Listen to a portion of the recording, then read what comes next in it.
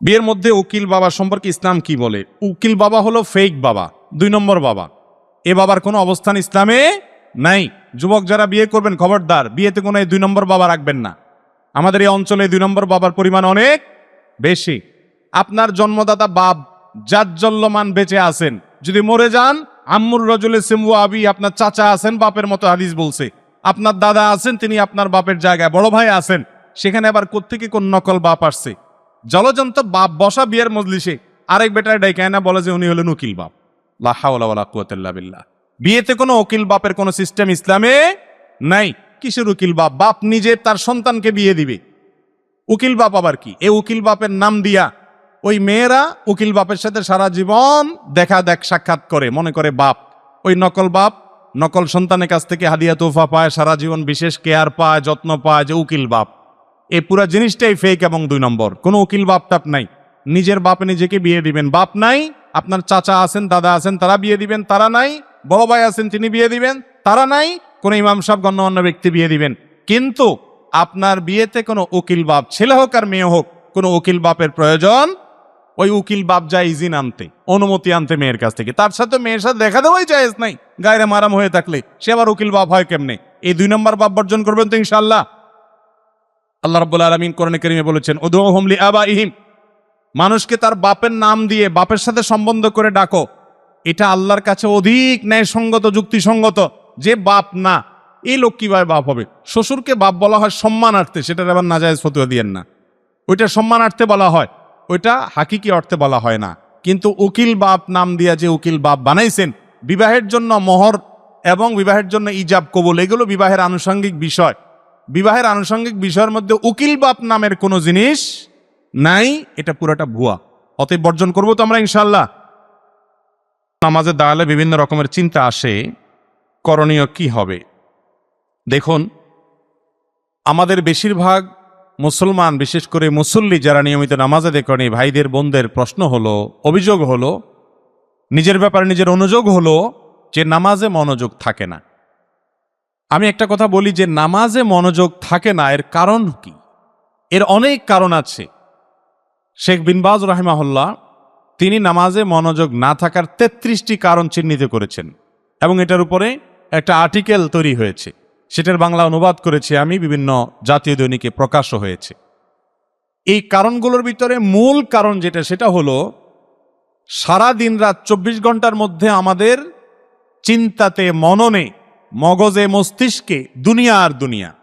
শুধু কিভাবে একটু পয়সা কামাবো, কিভাবে একটু দুনিয়ার কোনো ধান্দা হাসিল করব, আখেরাতের চিন্তা আমাদের মাথায় খুব একটা থাকে না। সারাদিন যখন আপনি দুনিয়ার চিন্তা করবেন, তো 5 মিনিট 10 মিনিটের জন্য আপনি যখন নামাজে দাঁড়াবেন, সালাতে দাঁড়াবেন, তখন আপনার ওই ঘুরে ফিরে দুনিয়ার চিন্তাটাই আসবে, সেটাই স্বাভাবিক। এই জন্য আখেরাতমুখী জীবন যাপনের জন্য আমাদেরকে কোরআন এবং হাদিসের ছায়াতলে আসতে হবে, বেশি বেশি করে কোরআনে কারীম বুঝে পড়তে হবে এবং নিজের ভিতরে জোহদ বা দুনিয়া বিমুখতার যে গুণ, সেটা আনতে হবে। যত বেশি আপনি আখেরাতের চিন্তা সবসময় করতে পারবেন, রাসূল আকরাম সাল্লাল্লাহু আলাইহি ওয়াসাল্লামের জীবনে দেখবেন জিকির প্রতিটা পদে পদে, প্রতিটা পদে পদে। বাসা থেকে বের হচ্ছেন, বিসমিল্লাহ। প্রবেশ করতেছেন, বিসমিল্লাহ। খাবার শুরু করছেন, বিসমিল্লাহ। মাঝে মাঝে আল্লাহর প্রশংসা, শেষে আবার দোয়া। অজু করছেন, বিসমিল্লাহ। সালাতের শুরুতে সালাতটা পুরাটাই জিকির। এভাবে বাজারে যাচ্ছেন, বিসমিল্লাহ। ওমরার এহরাম বাঁধছেন, আল্লাহর নাম। হজের এহরাম বাঁধছেন, আল্লাহর নাম। সারাক্ষণ আল্লাহর জিকির তিনি করতেন। কেন? কারণ হলো ইমানদার তার চিন্তা এবং মননে সর্বক্ষণ যখন আল্লাহ তাআলাকে ধারণ করবে, সবসময় যখন আল্লাহর স্মরণ রাখবে, তখন তার নামাজের মধ্যে মনোযোগ অটোমেটিকলি চলে আসবে। সারাদিন শুধু দুনিয়া দুনিয়া দুনিয়া করবেন, আর আপনি চাইবেন নামাজের 10 মিনিট দুনিয়ার কোনো চিন্তা আসবে না, সম্পূর্ণ শুধু আখিরাতের চিন্তা আসবে। এটা আসলে বাস্তবসম্মত কথা না। এই জন্য দুনিয়ার যে মোহ, দুনিয়ার যে আপনার নেশা, এটাকে কমায় আনার জন্য দুনিয়া বিমুখ আল্লাহর নেককার বান্দাদের সোহবত এবং সাহচর্য দরকার। কোরআন এবং হাদিস অধ্যয়ন করা দরকার বুঝে বুঝে, এবং দুনিয়া বিমুখতা সম্পর্কে বিভিন্ন বই পুস্তক আছে, সেগুলো পড়া শোনা, এগুলোর মাধ্যমে ইনশাআল্লাহ নামাজে মনোযোগ সৃষ্টি করা সম্ভব হবে। এছাড়া মনোযোগ সৃষ্টি করার জন্য সহায়ক অনেক আমলে পরামর্শ আপনারা বিভিন্ন সময় পেয়ে থাকেন। কি পড়ছেন সেটা বুঝে বুঝে যদি পড়েন, ইনশাআল্লাহ মনোযোগ আসবে। আর ধীরে ধীরে যদি আপনি নামাজ পড়েন, মনোযোগ আসবে ইনশাআল্লাহ। কারণ প্রতিটা রোকনে যদি আপনি দীর্ঘ সময় নেন, তাহলে সেক্ষেত্রে আপনার চিন্তা করার সুযোগ আসবে। আপনি যদি শুধুমাত্র মুরগির ঠোকরের মতো উঠবস করেন, তাহলে আপনি চাইলেও মনোযোগ আনতে পারবেন না। আল্লাহ রাব্বুল আলামিন আমাদেরকে সালাতে খুশু এবং খুজু অবলম্বন করে প্রকৃত অর্থে যেভাবে সালাত আদায় করলে আল্লাহর রেজামন্দি হাসিল হবে, জান্নাত হাসিল হবে, সেই রকম সালাত, যে সালাত আমাদেরকে ফাহশা, অশ্লীল এবং অন্যায় কাজ থেকে বাঁচিয়ে রাখবে, সেরকম সালাত আদায় করার তৌফিক দান করুন, বলুন আমিন। এরপরে প্রশ্ন হলো, পরের জমি যদি রেকর্ড করে খারিজ করে নেয় অথচ সে 5 ওয়াক্ত নামাজ পড়ে, কোরআন ও হাদিসের দৃষ্টিকোণ আলোকপাত করলে ধন্য হব। দেখুন, কোন ব্যক্তি যদি অন্যের জমি নিজের নামে করে নেয়, অন্যের আইল ঠেলাঠেলি করে, হারাম উপার্জন করে, আবার লোকটা নামাজও পড়ে, কপালে তার দাগও পড়ে গেছে, মুখে লম্বা দাড়িও আছে, গায়ে লম্বা জুব্বাও আছে, মাথায় মাশাআল্লাহ বড় একটা টুপিও আছে, আবার হজ উমরাও করে, এই টাইপের মুসলমানরা আত্মপ্রবঞ্চনার শিকার। নিজেকে নিজে প্রতারণা করছেন তিনি মনে করেন তারে নামাজ রোজা, তার এ সমস্ত নেকামল তাকে জান্নাত পাইয়ে দিবে। বান্দার হক যে ব্যক্তি নষ্ট করবে, সে আল্লাহর হক যদি শতভাগও আদায় করে আর বান্দার হকে যদি কোনো তোয়াক্কা না করে, বেপরোয়া হয় আর বান্দার হক নষ্ট করে, তো কিয়ামতের দিন আল্লাহ রাব্বুল আলামিন তার এই বান্দার হক নষ্ট করার অপরাধ মাফ করবেন। মুসনাদে আহমদের বর্ণিত হাদিসে নবী করিম সাল্লাল্লাহু আলাইহি সাল্লাম বলেছেন, আল্লাহর আদালতে 3 ধরনের মামলা উঠবে। এক ধরনের মামলার কোনো শুনানি হবে না, সেটা হলো শিরকে আকবর করে মারা গেলে বিনা হিসাবে জাহান্নাম, কোনো কথা শোনা হবে না। আরেকটা হলো আল্লাহবাদী মামলা, আল্লাহর হক নষ্ট করেছেন, নামাজে ত্রুটি করেছেন, রোজায় ত্রুটি করেছেন, হজে ত্রুটি করেছেন, এগুলোর ব্যাপারে আল্লাহ চাইলে বান্দাকে মাফ করে জান্নাত দিতেও পারেন, সেই সম্ভাবনা আছে। আর চাইলে আল্লাহ তাআলা শাস্তি দিয়ে তারপরে মাফ করতে পারেন। আর তৃতীয় মামলা হলো বান্দাবাদী মামলা, কোনো মানুষের হক নষ্ট করেছেন, কোনো মানুষের অধিকার নষ্ট করেছেন, এটা যদি হয় তাহলে এই মামলার ব্যাপারে আল্লাহ বলবেন এটার শুনানি হবে যার হক নষ্ট করেছো তার সাথে, সে যদি তোমাকে মাফ করে তো ভালো, আর না মাফ করলে নাই। আর কিয়ামতের ময়দানে বাপ সন্তানকে, সন্তান বাপকে, স্বামী স্ত্রীকে, স্ত্রী স্বামীকে, বন্ধু বন্ধুকে, কেউ কাউকে মাফ করবে না। কারণ ইয়াউমা ইয়াফিরুল মারউ মিন আখিহি, সবাই নিজের জান বাঁচানোর চেষ্টা করবে। এজন্য ভাইরা আমার, যে ব্যক্তি অন্যের জমি আত্মসাৎ করেন, নিজের নামে লিখিয়ে নেন, আইল ঠেলাঠেলি করেন, অবৈধভাবে অন্যের সম্পদ আহরণ করেন, এই ব্যক্তি নামাজ রোজা যত কিছুই করুক, এই ব্যক্তি কখনো আল্লাহ রাব্বুল আলামিনের রেজামন্দি হাসিল করতে পারবে না।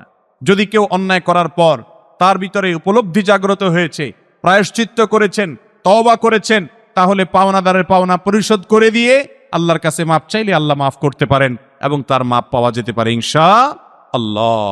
আমাদের সমাজে অনেক ভাইরা আছেন ইসলাম বুঝতে ভুল করেছেন, তারা মনে করেন ইসলাম মানে হলো শুধুমাত্র নামাজ রোজার নাম। ভাইরা আমার, নামাজ রোজার পাশাপাশি বান্দার হকের বিষয়ে অনেক বেশি কি থাকতে হবে, সচেতন সতর্ক থাকতে হবে। বরং আপনি যদি ফরজ কাজগুলো করেন, নফল কাজ বেশি না করেন, মানুষের হক নষ্ট করার ব্যাপারে সাবধান থাকেন, কারোর হক নষ্ট না করেন, আপনি জান্নাতি হওয়ার সম্ভাবনা অনেক জোরালো। আমি ভুল বললে ওস্তাদ ঠিক করে দিবেন এখানে ইনশাআল্লাহ। আর পক্ষান্তরে অনেক নফল আমল করেন, জিকির আজকার করেন, দোয়া দুরুদ করেন, মাশাআল্লাহ তাসবিহ তাহলিল করেন, কোরআন তেলাওয়াত করেন শুনেন, ওয়াজ মাহফিল করেন শুনেন, আবার ওয়াজ মাহফিলে টাকা পয়সাও দান করে দেন, আর এদিকে মানুষের হক নষ্ট করেন, তাহলে আপনার জান্নাতে যাওয়ার সম্ভাবনা একেবারেই ক্ষীণ। ভাইরা আমার, আমাদের সমাজে মানুষ মনে করে টাকা হইলে বাঘের কল্লাও পাওয়া যায়, অতএব আগে পয়সা কামায় নেই, টিন চুরি করে, গম চুরি করে, হারাম উপার্জন করে, বিভিন্নভাবে অন্যায়ভাবে, ঘুষের মাধ্যমে, সুদের মাধ্যমে মানুষের জমি জমা আত্মসাৎ করে টাকা পয়সা কামাই করে নেই। এরপরে টাকার পাহাড় গড়া হয়ে গেলে তারপরে এবার মসজিদে কিছু দিয়ে দিব, মাদ্রাসা কিছু দিয়ে দিব, মাহফিলে কিছু দিয়ে দিব, মাহফিলে বক্তা সাহেব দোয়া করে দিবেন, আল্লাহ হাজী সাহেবকে জান্নাত পার করে একেবারে ওই পাশে জাহান্নাম পর্যন্ত দিয়ে আসেন। কি বলেন, এই দোয়া কোনো কাজে আসবে? দুনিয়ার সব হুজুর, হারামায়নের ইমাম সাহেবরা সবাই মিলে যদি চিৎকার করে করে কাঁদে এই লোকের জন্য, এই হারামখোরের জন্য, তো আল্লাহ রাব্বুল আলামিনের কাছে এই দোয়া অন্তত মানুষের হক থেকে মুক্তি লাভের জন্য চুল পরিমাণ কোনো সহায়ক ভূমিকা রাখবে না। অতএব মানুষের হকের ব্যাপারে সাবধান থাকবো তো আমরা ইনশাআল্লাহ। ভাইরা আমার, দুনিয়াতে কালো টাকা সাদা করার সিস্টেম আছে, আল্লাহর কাছে কালো টাকা সাদা করার কোনো সিস্টেম, কালো টাকা সাদা করার একটাই সিস্টেম, যার হক মেরেছেন তারটা ফেরত দিবেন, তাকে পান না তার ওয়ারিসদেরকে দিবেন, তাদেরকেও পান না, গরিব দুঃখীকে তাদের সওয়াবের নিয়তে দান করবেন, নিজে সওয়াবের আশা করবেন না, এরপর আল্লাহর কাছে মাফ চাইবেন, ইনশাআল্লাহ মাফের আশা করা যায়। আল্লাহ তাআলা আমাদের সবাইকে এই কঠিন বাস্তবতা, এই কঠিন বিষয়টিকে বোঝা এবং উপলব্ধিতে আনা, আমল করার তৌফিক দান করুন। এরপরে প্রশ্ন হলো, বাচ্চার বয়স 2 বছর হওয়ার আগে মায়ের বুকের দুধ বন্ধ করলে কোনো গুনাহ হবে কিনা? আল্লাহ রাব্বুল আলামিন কোরআনে কারীমে বলেছেন যে 2 বছর এটা হলো যে ব্যক্তি সন্তানকে দুগ্ধদানের সময়টাকে পরিপূর্ণ করতে চায়, মেয়াদটাকে পূর্ণ করতে চায়, এই ব্যক্তির জন্য সময় হলো হাউলাইনি কামিলাইনি, 2 বছর।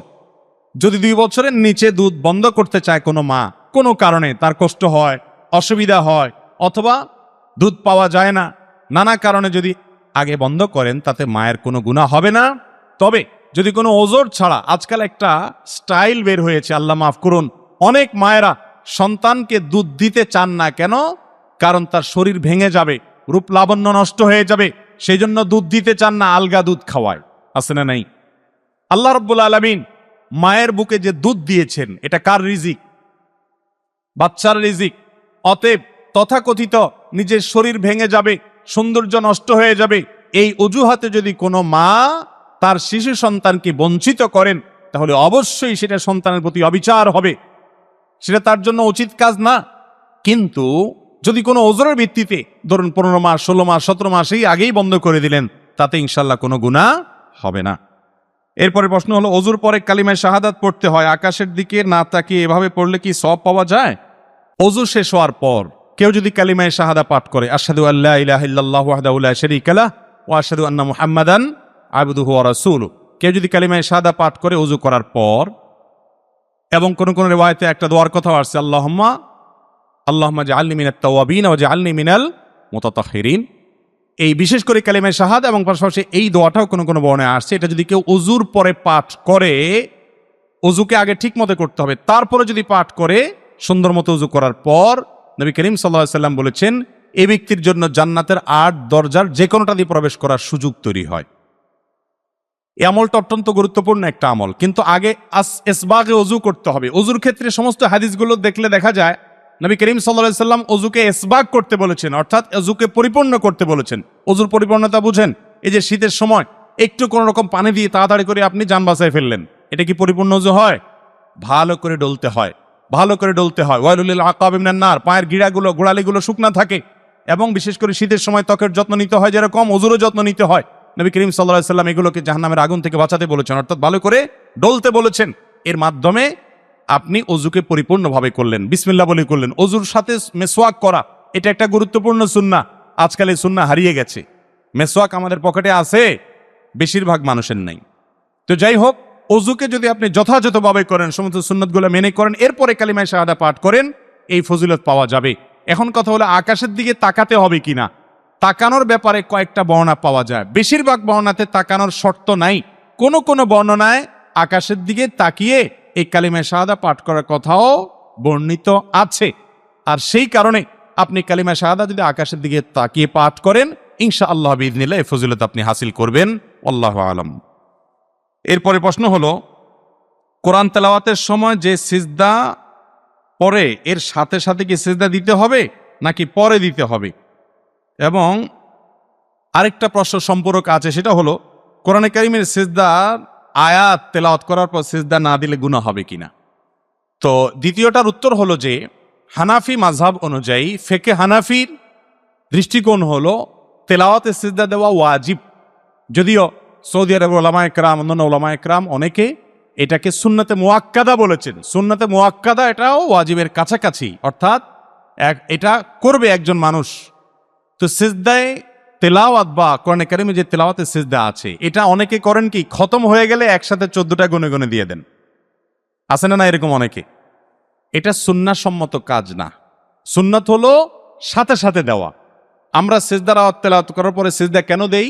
এর কারণ হলো যেই সিজদার আয়াত পড়ার পর আমরা সিজদা দিচ্ছি, ওই সিজদায় হয়তো বলার নির্দেশ আছে, আল্লাহ নির্দেশ করেছে তোমরা সিজদায় লুটিয়ে পড়ো, এজন্য সাথে সাথে আমরা ব্যবহারিক সিজদা দিয়ে আল্লাহর নির্দেশটা বাস্তবায়ন করি। এটা আপনি একদিন করে পড়লে তো আর ওইটার সেই বাস্তবতা, যথার্থতা থাকলো না। আবার কখনো কখনো আল্লাহর কোন নেককার বান্দা আল্লাহর কোন নিয়ামত পেয়ে সিজদায় লুটিয়ে পড়েছেন, সেই বিবরণ শোনার পর আমরাও সিজদায় লুটিয়ে পড়ে তার সাথে সাদৃশ্য গ্রহণ করার চেষ্টা করি। তো এই জন্য সিজদার আয়াতগুলো যখন পড়বো সাথে সাথে দেওয়াটা উত্তম, পরে দিলেও আদায় হয়ে যাবে।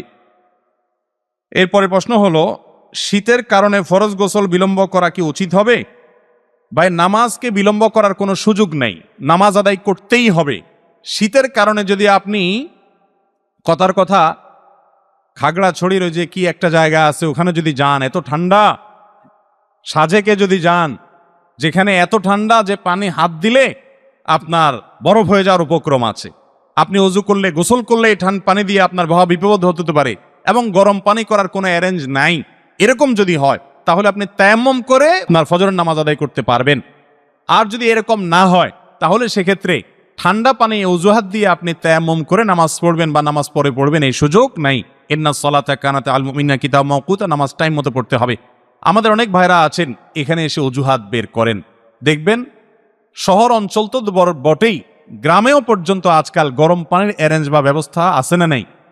যদি থাকে তাহলে তায়াম্মুম করার সুযোগ নাই, গরম পানি দিয়ে আপনাকে ওযু এবং গোসল সারতে হবে। আর ফরজ গোসল শীতের অজুহাত দিয়ে, ঠান্ডার অজুহাত দিয়ে আপনি কোনো অবস্থাতেই ওয়াক্তের পরে আদায় করতে পারবেন না। নামাজ আপনাকে পড়তেই হবে, এমন একটা ইবাদত যেটার কোনো বিকল্প নাই। সোজা কথা, যতক্ষণ সেন্স আছে ততক্ষণ পড়তে হবে। সেন্সলেস হয়ে গেছেন, বেহুশ হয়ে গেছেন, ভিন্ন কথা। সেন্স আছে, নামাজ মাফের কোনো সিস্টেম নাই। দাঁড়ায় না পারলে বসে, বসে না পারলে শুয়ে, ইশারায় যেভাবে পারেন সেভাবে। কেবলার দিকে মুখ করতে পারছেন না তো যেদিকে পারেন সেদিকে, কেবলা কোন দিকে জানেন না অনুমান করে করবেন। সতর ঢাকার মতো কাপড় নাই তো বসে বসে পড়বেন, কিন্তু নামাজ আপনাকে পড়তেই হবে, কোনো মাফ নাই যতক্ষণ সুস্থ আছেন। হাসপাতালে বেডেও পড়তে হবে। এই জন্য সামান্য ফরজ গোসল হয়েছে শীতের দিনে, সেই অজুহাতে নামাজ 7টা-8টা বাজে উঠে ওয়াক্তের পরে আদায় করার কোনো সুযোগ নাই। এরপর প্রশ্ন হলো জন্ম নিয়ন্ত্রণ সম্পর্কে ইসলাম কি বলে। নবী করিম সাল্লাল্লাহু আলাইহি সাল্লাম বলেছেন, তাজাওয়াজুল ওয়াদুদ আল ওয়ালুদ ফাইন্নী মুকাথিরুম বিকুমুল উমাম। তোমরা এমন নারীকে বিয়ে করো যে নারী, যার মধ্যে অনেক ভালোবাসা থাকে, যে ব্যক্তি স্বামীকে অনেক বেশি ভালোবাসবে বলে মনে হয়, তার বংশের মেয়েদেরকে দেখে অনুমান করা যায় যে বংশের মেয়েদের সন্তান বেশি হয়, ভালো হয়, এরকম মেয়েদেরকে বিয়ে করো। কারণ কিয়ামতের দিন তোমাদের সংখ্যাধিক্য নিয়ে আমি ফখর করব, গর্ব করব। এই জন্য সচরাচর এবং সাধারণ অবস্থাতে জন্ম নিয়ন্ত্রণ করবেন না একজন মুসলমান। একজন মুসলমান জন্ম নিয়ন্ত্রণ করতে পারেন যদি তার এই মুহূর্তে বাচ্চা হলে এই বাচ্চা লালন পালন করতে যে পরিবেশে আছে সেই পরিবেশে হিমশিম খেতে হবে, কঠিন জায়গা, তারা কথার কথা জেলখানাতে আসেন বা এমন জায়গাতে আসেন এখানে বাচ্চা একটা আছে, আরেকটা বাচ্চা হলে তাকে ধরার লোক থাকবে না, মায়ের জন্য কষ্ট হবে, অথবা এই মুহূর্তে বাচ্চা কনসিভ হলে মায়ের স্বাস্থ্যের বড় কোনো ক্ষতি হবে, এক কথা বড় কোনো বিপদ হতে পারে বা বড় কোনো সমস্যা আছে। এইরকম পরিস্থিতিতে সাময়িক জন্ম নিয়ন্ত্রণকে ওলামা একরাম জায়েজ বলেছেন। কিন্তু কি খাওয়াবো, বেতন কম, ইনকাম কম, এই উদ্দেশ্যে বা এই কারণে যদি কেউ জন্ম নিয়ন্ত্রণ করেন তাহলে সেটা কোনো আলেমের মতেই জায়েজ নেই। কারণ জন্ম নিয়ন্ত্রণ সম্পর্কে আল্লাহ রাব্বুল আলামিন স্পষ্ট বলেছেন, তোমরা তোমাদের সন্তানদের হত্যা করবে না, কারণ আমি তোমাদের কাছ থেকে রিজিক চাই না, তোমাদের এবং সন্তানদের সবার রিজিক বরং আমি দিব। আল্লাহ রাব্বুল আলামিন চতুষ্পদ জন্তুর রিজিক দেন কি দেন না? ওমা মিন দাব্বাতিন ইল্লা আলাল্লাহি রিজকুহা। অতএব এই রিজিকের ভয়ে যারা জন্ম নিয়ন্ত্রণ করে এরা আল্লাহর প্রতি সুধারণা রাখে না, তারা আল্লাহকে চিনে না। ইমানদার কখনো এই চিন্তা জন্ম নিয়ন্ত্রণ করলে সেটা জায়েজ না, সেটা হারাম। আর যদি স্থায়ী কোনো পদ্ধতি, লাইগেশন ইত্যাদি এই সমস্ত পদ্ধতি অবলম্বন করেন যে স্থায়ীভাবে জন্ম নিয়ন্ত্রণ করলেন কখনো আর সন্তান নেওয়া যাবে না, সেটাকে ওলামা একরাম কি বলেন? নাজায়েজ এবং হারাম বলেন। শুধুমাত্র সাময়িক সমস্যার ভিত্তিতে, পরিবেশগত কারণে, স্বাস্থ্যগত কারণে আপনি বিভিন্ন বিরতিতে জন্ম নিয়ন্ত্রণ করতে পারেন। সেটা 2 বছরের জন্য হতে পারে, 2 মাসের জন্য হতে পারে, যতদিন পর্যন্ত অসুবিধা থাকে ততদিন বন্ধ করতে পারেন। এরপরে প্রশ্ন হলো, আমাদের সমাজে অনেক টাকা বিয়ের কাবিন বাড়ার প্রচলন আছে, এর সম্পর্কে ইসলাম কি বলে? মোহর অনেক বেশি হওয়া বিয়েতে এটা কোনো বিয়ের কল্যাণকামিতার জন্য পূর্বশর্ত না, বরং বিয়ের মোহরের সম্পর্কে বিভিন্ন রিওয়ায়াত হাদিসে আসছে, সেগুলো থেকে দেখা যায় যে বিয়ের মোহর অনেক বেশি না হওয়াটাই হলো বরকতমান। আইসারু ইন্না আযমান নিকাহি বারাকাতান আইসারুহা মাউনাতান। যে বিয়েতে মোহর বা খরচ খরচা কম হয় ওইটা তত বেশি বরকতময় হয়।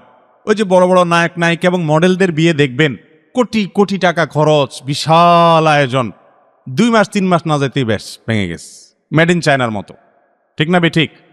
আর আপনার বাপ চাচাদেরকে জিজ্ঞাসা করেন বিয়েতে 20 টাকা 50 টাকা খরচ করছে কিনা সন্দেহ, কিন্তু মাশাআল্লাহ সুপারগুলোর মতো শক্ত মোহাব্বত, ঠিক না ঠিক? বিয়েতে খরচ অনেক বেশি করলে, জাকজমক করে করলে, বিয়ে করলে আমরা মনে করি বিয়ে টিকে না। বিয়েতে বরকত হয় তখন বেশি যখন বিয়েতে খরচের পরিমাণ অনেক কম থাকে। মেয়ের বাবারা 10 লাখ 20 লাখ 30 নিচে রাজি হয় না। কারণ হলো যে যদি তালাক দিয়ে দেয় অন্তত টাকাগুলো তো পাওয়া যাবে। আগে থেকেই যখন এই খারাপ চিন্তা, নেতিবাচক চিন্তা, তো সে বিয়ে তো ভাঙবেই। ঠিক না বে ঠিক? এজন্য মহরকে কমায় দেওয়ার চেষ্টা করতে হবে। যদি মহর বেশি হওয়াটা কল্যাণের হতো, তাহলে মুহাম্মদ সাল্লাল্লাহু আলাইহি সাল্লামের মেয়েদের বিয়েতে অনেক মহর হতো। হ্যাঁ, কোনো ছেলের অ্যাবিলিটি আছে আলহামদুলিল্লাহ, তিনি আবার তার স্ত্রীকে দেওয়ার ব্যাপারে কার্পণ্য করবেন না। অনেক লাখপতি কোটিপতিকে দেখা যায় যে টাকার অভাব নাই, মাশাআল্লাহ, বিয়ের ক্ষেত্রে সে ওই স্ত্রীকে 20,000 25,000 খোঁজে। এরকমও আছে না নাই? তো সেটাও থাকা উচিত না। কিন্তু বিয়েতে দেখা যায় যে ছেলে 10,000 20,000 টাকা কামাই করে, কিন্তু মহর না 50 লাখ 1 টাকা, 10 লাখ 2 টাকা। 10,000 টাকা বাইর করা কঠিন, তার থেকে 10 লাখ টাকা মহর ধরে বসে আছে। এগুলো কখনো শরীয়তের কাছে প্রশংসনীয় নয়। এরপরে প্রশ্ন হলো, গর্ভ অবস্থায় স্বীকার করলে কি গুনাহ হবে? এই গর্ভবতী মেয়েদের ব্যাপারে যত 2 নম্বর ফতোয়াবাজি আমাদের দেশে হয়, এত ফতোয়াবাজি আর কারোর ব্যাপারে হয় না। সবচেয়ে বেশি ফতোয়ার শিকার হলো নিরীহ ইমাম সাহেবরা আর মহিলারা। যত 2 নম্বর ফতোয়া আছে সব সেখানে জারি হয়। গর্ভবতী নারী বেচারি, এটা নতুন করে শুনলাম, কি বললো, স্বীকার করতে পারবে কিনা। কোথাও বলে গর্ভাবস্থায় কোনো কিছু কাটাকাটি করতে পারবে কিনা। অনেকে বলে যে গর্ভাবস্থায় মেয়ে যদি, গর্ভবতী মা যদি বাঁকা হয়ে শোয় তাহলে সন্তান বাঁকা হয়ে যাবে। এত কুসংস্কার আর এত বিভ্রান্তিমূলক বিশ্বাস আমাদের মধ্যে আছে। ইমানদার কখনো কুসংস্কারচ্ছন্ন বিশ্বাসী হতে পারে না। কোরআনে নাই, নবী করিম সাল্লাল্লাহু আলাইহি ওয়াসাল্লামের সুন্নায় নাই। সেই কথা ইমানদার বৈজ্ঞানিকভাবে অভিজ্ঞতা দ্বারা প্রমাণিত না হলে সেরকম কোনো কথাকে বিশ্বাস করবে না। গর্ভবতী নারী অন্য সময় যা করতে পারবেন, গর্ভাবস্থায়ও তার সবকিছুই কি, আপনার গর্ভাবস্থায় সূর্যগ্রহণ অবস্থায় সবকিছু করতে পারবেন। অতএব এই সমস্ত মন গড়া কথাবার্তা বলা যাবে না। সূর্যগ্রহণ অবস্থায় গর্ভবতীরা করতে পারবে না, সাধারণ অবস্থায় গর্ভবতীরা করতে পারবে না। গর্ভবতী নারীর জন্য অন্য সময় যা করা যায়, যে সময় করা যায়, তার স্বাস্থ্যের যেন ক্ষতি না হয়, গর্ভস্থ সন্তানের জন্য ক্ষতি না হয়, সেজন্য চলাফেরা সতর্ক হবেন, বাস। এছাড়া বিশেষ কোনো সতর্কতা নাই। নিজের স্ত্রীর গায়ে অনেকে হাত তোলে, যা বর্তমান সমাজের ব্যাধিতে রূপান্তর হয়েছে, এ সম্পর্কে ইসলাম কি বলে? স্ত্রীর গায়ে হাত তোলে, আবার অনেক সুযোগ বুঝে অনেক বউও হাত তোলে স্বামীর গায়ে। নারী নির্যাতন বেশি হলে কি হবে? পুরুষ নির্যাতনও আজকাল হয়। ওই বেচারা তো বলতে পারে না, শর্মে ভিতরে ভিতরে শেষ হয়ে যায়। আর যে সময় আসছে এখন ওই নারী নির্যাতনের মতো পুরুষ নির্যাতনের হারও তরতর করে বাড়তেছে। যাই হোক ভাইরা আমার, বিশেষ করে মেয়েদের গায়ে হাত তোলা, প্রহার করা, অমানবিক আচরণ করা, এগুলা কোনো ভালো মুসলমানের গুণ হতে পারে না। অন্যায়মূলকভাবে যদি তার উপরে এই অত্যাচার করা হয়, তাহলে সে অত্যাচারের কারণে আল্লাহর কাঠগড়ার আসামি হতে হবে, কবিরা গুনায় লিপ্ত হবে স্বামী। আল্লাহ বলেছেন, ওয়াশিরুহুন্না বিল মারুফ, মেয়েদের সাথে, তোমাদের স্ত্রীদের সাথে তোমরা ভালো ব্যবহার করো। একটা হাদিস আপনারা সবসময় শুনেন, নবী করিম সাল্লাল্লাহু আলাইহি ওয়াসাল্লাম বলেছেন, খায়রুকুম লি আহলি ওয়া আনা খায়রুকুম লি আহলি। তোমাদের মধ্যে যে বউয়ের কাছে ভালো, সে আল্লাহর কাছেও ভালো, আসলেও ভালো। আর নবীজি সাল্লাল্লাহু আলাইহি ওয়াসাল্লাম বলেছেন তার নিজের কথা, আমি আমার পরিবারের কাছে, তোমাদের মধ্যে তোমাদের পরিবারের কাছে তোমরা যত ভালো, আমি আমার ফ্যামিলির কাছে তার চাইতে ভালো। তাহলে স্ত্রীর কাছে ভালো থাকার জন্য তারাকে নিয়মিত মানলে ভালো থাকা যাবে? বউ বলবে ভালো, অত্যাচার করবেন, কথা গালমন্দ করবেন, অবিচার করবেন, এরপর যদি বলেন যে হুজুর ওয়াজ করছে, হাদিসে নাকি আছে বউ যাকে ভালো বলে সে আসলে আল্লাহর কাছে ভালো, তুমি আমার সম্পর্কে কি বলো? স্ত্রী দেখবেন ফিক করে হাসে দিস। কারণ বলবে যে তোমার মতো বেয়াদব, অমানুষ, জালিম আর কে আছে আমি তো জানি। ভয়ে হয়তো কিছু বলতে পারে না, ফিক করে হাসে দিলে বুঝবেন যে অবস্থা খারাপ আছে আপনার। কথা বুঝতে পারছেন? অতএব বউয়ের কাছে ভালো থাকার জন্য আমাদের নবী করিম সাল্লাল্লাহু আলাইহি সাল্লাম তার স্ত্রীদের সাথে তার ছোটখাটো মনোমালিন্য হয়েছে না হয় নাই? হয়েছে। কিন্তু কখনো গায়ে হাত তোলা তো পরের কথা, নাউজুবিল্লাহ, তিনি কখনো রুষ্ট কোনো আচরণ তার স্ত্রীদের সাথে করেন না। আল্লাহ নির্দেশ কোরআনে, ওয়াশিরুহুন্না বিল মারুফ, বউদের সাথে স্ত্রীদের সাথে সুন্দর সদাচরণ করবে। উল্টাপাল্টা একটু হবেই। আয়েশা রাদিয়াল্লাহু তাআলা আনহা বয়স কম ছিল, আটা ছেনে রেখে দিতেন, ওই যে ছাগল মুরগি ইত্যাদি এসে মুখ দিয়ে দিত। প্রায় সময় এরকম হতো, আরো কিছু হতো, বয়স কম। কিন্তু নবী করিম সাল্লাল্লাহু আলাইহি সাল্লাম কখনো রুক্ষ আচরণ করেন নাই। মা আবান নবী সাল্লাল্লাহু আলাইহি সাল্লাম আত্তু শামাইলে তিরমিজি শরীফ হাদিস কিতাবে আসছে, নবী সাল্লাল্লাহু আলাইহি সাল্লাম কখনো তার জীবনে কখনো তিনি খাবারের দোষ ধরতেন না, কখনো না। আর আপনি প্রতি বেলায় দোষ ধরেন, ঠিক না বে ঠিক? প্রতি বেলায় দোষ ধরেন, এমনি করলেও দোষ, এমনি করলেও দোষ, বাইরেরটা আপনার ভালো লাগে, ভিতরে এসে বদনামি করেন। এরকম তো আমাদের আছে না নাই? কোন এলাকার হুজুরে বলে দাওয়াত দিছে, তো ওই হুজুরের যেই দাওয়াত দেখ মহিলারা যত ভালো করে রাঁধুক একটা দোষ ধরে। পরে এক মহিলা খুব শিক্ষিত ওই এলাকাতে আসছে, নতুন বিয়ে হয়েছে। সে বলে যে আচ্ছা দেখি মৌলভী সাহেব কি কি দোষ ধরে, সবগুলা লিস্ট করে ওই সব দোষগুলো থেকে মুক্ত করে একবারে এমন ভাবে রানছে যে ওই দোষগুলো কোনটা ধরতে, হুজুর কোনটা কোনটা ধরে সবগুলো তার রপ্ত করা হয়ে গেছে। এরপরে খাওয়াইয়া দাওয়াত দিয়ে বলে হুজুর বলেন আজকে কি সমস্যা, ঠিক হয়েছে কিনা। তখন হুজুর দেখছে যে দোষ তো আসলে কোনোটা নাই, বলতেছে এত ভালো ভালো না, অর্থাৎ একটা দোষ ধরতে হবে। তো অনেক স্বামী আছে এই চরিত্রের, বইয়ের কোনো দোষ না পাইলে খোসায়া বলবে যে এত ভালো ভালো না। আছে না এই রোগের রোগী? আল্লাহ তাআলা আমাদেরকে মানুষ হওয়ার তৌফিক দান করুন। ভালো মানুষ না হলে ভালো মুসলমান হওয়ার সুযোগ নাই। শুধুমাত্র কপালে সিল লাগায় ফেললেন, সেজদা দিতে দিতে জিকির আজকার অনেক বেশি করে ফেললেন, ভাইরা আমার, এটাই দিনদারি নয়। আপনারা একটু আগেই শুনলেন আখলাক, এটা হলো মানুষকে সবচেয়ে বেশি জান্নাতে নিয়ে যাবে। আকসারু মা ইউদখিলুন নাসাল জান্নাহ তাকওয়াল্লাহি ওয়া হুসনুল খুলুক। অতএব স্ত্রীর সাথে ভালো আচরণ করবো তো ইনশাআল্লাহ।